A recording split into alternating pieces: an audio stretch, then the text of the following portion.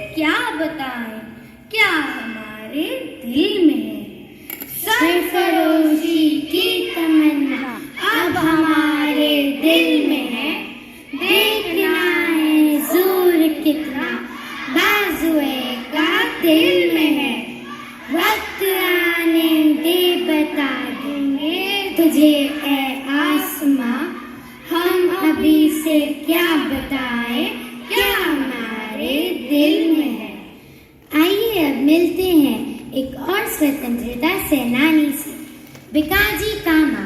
Madam Bhikaji कामा भारतीय मूल की एक पारसी नागरिक थी जो स्वतंत्रता सेनानी होने के साथ साथ एक समाज सुधारक भी थी। उन्होंने लंदन, जर्मनी और अमेरिका में भारत की स्वतंत्रता के पक्ष में माहौल बनाया। जर्मनी में हुई अंतर्राष्ट्रीय सोशलिस्ट कॉन्फ्रेंस में उन्होंने क्या कहा था, आइए उन्हीं से जानें। भारत के लोगों ने ब्रिटिश साम्राज्य के काफी अत्याचार सहन किए हैं। अब हमें गुलामी नहीं, आजादी चाहिए। वंदे मातरम, वंदे मातरम। हमारे अगले स्वतंत्रता सेनानी हैं उधम सिंह। उनका जन्म पंजाब में हुआ था। जलियांवाला बाग हत्याकांड ने उनके मस्तिष्क पर एक गहरी चोट पहुंचाई थी। जिस जनरल डायर ने 1000 निहत्थे के लोगों को बिना किसी जुर्म के मारा था, उधम सिंह ने उसी जनरल डायर को मौत के घाट उतारकर उन मासूम भारतीयों की जान का बदला लिया। उधम सिंह परम देशभक्त होने के साथ साथ सर्वधर्म में मानने वाले भी थे। मेरे प्यारे मित्रों, क्या आप जानते हैं वे अपना नाम क्या बताया करते थे? आइए सुनते हैं उधम सिंह के मुख से। मेरा नाम है राम मोहम्मद सिंह आजाद। मुझे गर्व है कि मैंने भारत में जन्म लिया है। भले ही हम सब अलग अलग धर्म या अलग अलग जाति के हों, पर हमें एक चीज जोड़कर रखती है, वह है भारतीयता। भारत माता की जय, भारत माता की जय। जनरल डायर को मारने के जुर्म में उधम सिंह को लंदन में फांसी दी गई, परंतु उनका नाम हर भारतीय के दिल में है। आइए अब मिलते हैं हमारे अगले देशभक्त से, जिनका नाम है लाल बहादुर शास्त्री। लाल बहादुर शास्त्री बिल्कुल सादा जीवन तथा उच्च विचारों के व्यक्ति थे। उनका बचपन बहुत ही कठिनाइयों में बीता था। लाल बहादुर शास्त्री जब 1965 में नेहरू जी के बाद प्रधानमंत्री बने, तब भारत का पाकिस्तान के साथ युद्ध छिड़ा हुआ था। जानते हैं मित्रों, उन्होंने उस मुश्किल दौर में क्या किया? मेरे प्यारे देशवासियों, ये संकट का समय है। युद्ध के कारण देश अनेक समस्याओं से जूझ रहा है।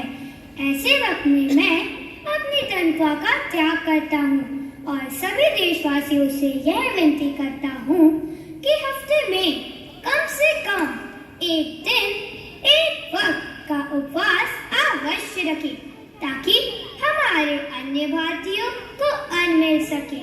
समय की एक ही मांग है, जय जवान जय किसान, जय जवान जय किसान, जय हिंद।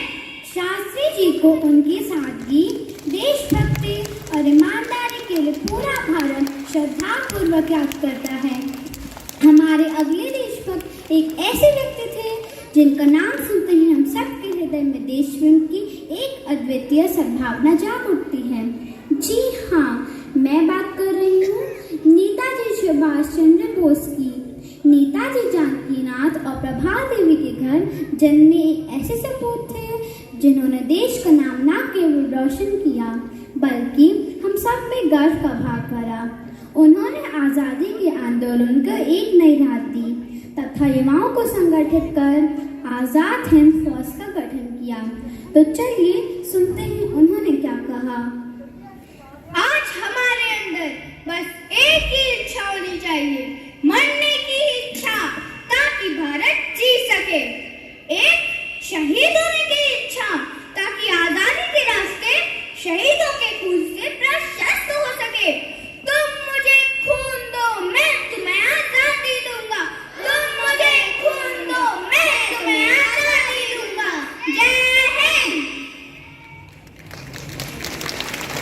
मित्रों, अंग्रेजी शासन के विरुद्ध प्रथम स्वतंत्रता संग्राम में अपने प्राणों की आहुति देने वाली महान वीरांगना रानी लक्ष्मीबाई को कौन नहीं जानता है।